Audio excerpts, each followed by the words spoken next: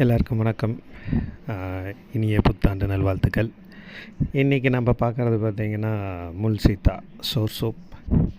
இது பார்த்திங்கன்னா ஒரு 7 வருஷம் ஆன ஒரு மரம். இது வந்து நல்ல வறட்சி தாங்கி வாழும். இதில் இருக்க ஒரே ஒரு பிரச்சனை என்னென்னு பார்த்திங்கன்னா மாவு பூச்சி தொல்லை. அப்புறம் பழங்கள்லேயும் சில மாதிரி டிசீஸ் வருது. ஆனால் ரொம்ப மெயின்டெனன்ஸுன்னு அதுன்ற அவசியம் கிடையாது. நல்ல சத்து பண்ணால் ஒரு காயே உங்களுக்கு 1 கிலோவுக்கு மேலே வரும். இது சுவைன்று பார்த்தது ஒரு புளிப்பு கலந்த இனிப்பு மாதிரி இருக்கும்.